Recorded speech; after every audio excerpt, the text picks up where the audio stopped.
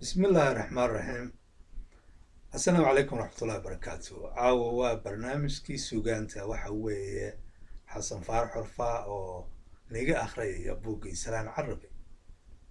سنان عربي هو ننقب إياها أو آد ويكبي جري حقا دا أبال كتركا وحيابها النوعاس waxaan kaloo doonayaa inaan ku xijisiiyo waayo wax badan kaba hadlayo si ay ardayda hay iskuullada ku jirta qurbaha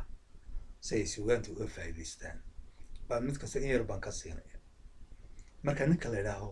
maxamed nuur cali fadal east africa isna ku noolaan jiray labada ninba waxay qurba joog weeye labaduba qurbahay ku noolaayeen ninka salaan carabi la yidhaho qurbuu ku noolaan jiray maxamed nuur fadalla qurbuu ku noolaan jiray labadaba qisaa qabsatay mid ninka la yidhaaho maxamed nuur fadal intii uu east africa joogay qisadu qabsatay laakiin ninka la yidhaaho salaan carabi markuu soo laabtay oo dhulkii kusoo laabtay soomaalida sidii loola macaamilay sidii loola dhaqmay ay walaaladii iyo turkii ula dhaqmeen buu kabayo badan ka sii daayay waxaan ugu jecelahay ka u tiriyey inuu adeerka u ahaa nairobi buu ugu tegay wuxuu yidhi bal inankii aad adeerka u ahayd haatan gabowdaye bal ninkii aad adeerka u ahayd dhowr jeer caawis bal inuu wax ku siiyo markaasuu yarkiibaa waxba siin waayay marka intaa un kuma dayne tolkiina wuu ku diray wuxuu waxba iska siinina markaasuu gabay buu tirinayaa in calaa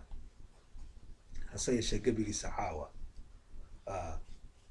maaha kaas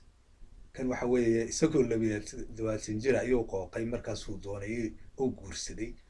marka dhulmaantuu ka guursaday marka waxaa loo soo doontay xoolaa loo soo doontay isagii oo 27 jira marka gabayga taasuu ka tirinayaa. It's very interesting. Nii wada tirin maayo caawa laakiinse waxa weeye waxaan doonayaa wax yar inaad ka ogaataan. Lunkaasi gabay faaraxow la qiima lahayne laflaafiyo laqwiga loo tirshiyo jaray lurkiisiye lada xarafka laankiyo ba'daan loo yarku ahaaye nin awowgii looxa ugu dhigo lilsan baan ahaaye lagjar faranji niman baa akhriya lawisiya bene oo weliba laasima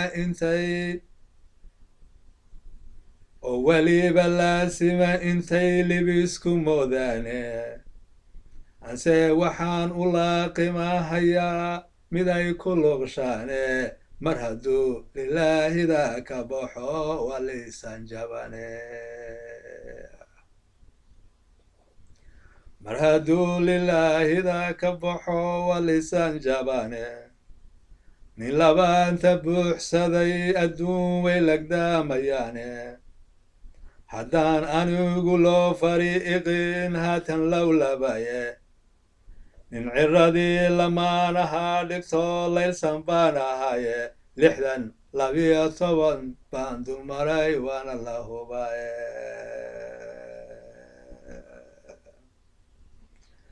12 baan kormaray waana loo hubaye lafta dhabarka laxaadkay dabciyo lafihi gacanta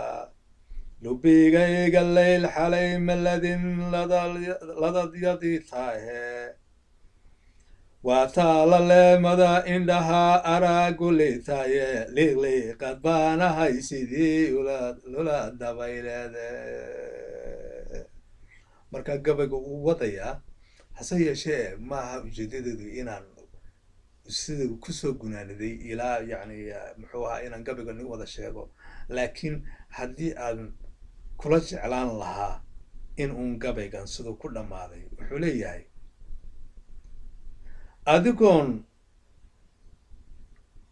adigoon lama awra wadin ama ligood keenin leegleedaha waa necbahay laanta dheer side e seedow ha igu soo lugo-in lahasha waa ceebe buu kusoo gabagabeynaya marka ninkii seediga ayuu ahaayeenoo xoolo usoo doontay wuxuu ku leeyahay niyahow ina kala wad kuwii horaaban qaateen ma garanaysaa muxuu ahaayeen xoolihii hore lagaga qaatay gabadhii hore lagaga qaatay ayaabaa ma garanaysaa ayaaban weli qabaaba u yidhi lortoodii waabase iminka markaa gabayga halkaasaan ku dhaafayaa gabay kasta wuxuu ku wanaagsan 5 milyan laga soo qaato because ardayda iskuulada waxaan doonaya wax ka bartaan ninkan la yidhaaho maxamed nuur fadal isaguna waxa weeyaan nin yaable waxa weeyaan rag baa ugu tegay East Africa markaasuu soo dhaweeyey markaasuu xoolihiisii siiyey markaasuu seexda yidho dukaanadiibu siiyey u caawiyey hase markii dambe waxay bilaabeen ba inay xaaskiisii ku diraan oo yidhaahaan ma garanaysaa dil saan xoolaha u dhaxalo marka arrintii buu ogaanayaa in sheeko dheer weeye sida ay sheekadu tahay ku ogaaday laakiin si uu ogaan markaa gabay buu tirinayaa gabaygiisii balaada aan tilmaamo 60 aniga oo jira rashiga laydha iga raacay iminkaan ladaadyada hurdada ladista diidaaye laxawsiga xigtada lai gashiyo limacsigaan eeday laxawsiga xigtida lai gadshiyo laxawsigaan eegay halkaa aan ku celinayaa wuxuu leeyahay laxawsiga xigtada lai gashiyo limacsigaan eeday kala xiiba baan leeyahay iyo laabta xunshada waa waxaan rag igu laacayaa laxan dhaqaaqaaye mar uun igama liibaansanine way ladaabsadayeen ladaabsigu waxa wey markaas waa noqnoqodka 4 2 6 jeer buu sidaa iiga loogsadeye haddaanse maalintii hore luriyo iguma laabteene markuu sida lubiga qaawanaa oo leelka soconayay hadda aan luunkaba ka rogin lurima gaadheene ka intaasu uu wadaya gabayga laakiinse waxa weeyaan si kaluu nin kalena u qoray marka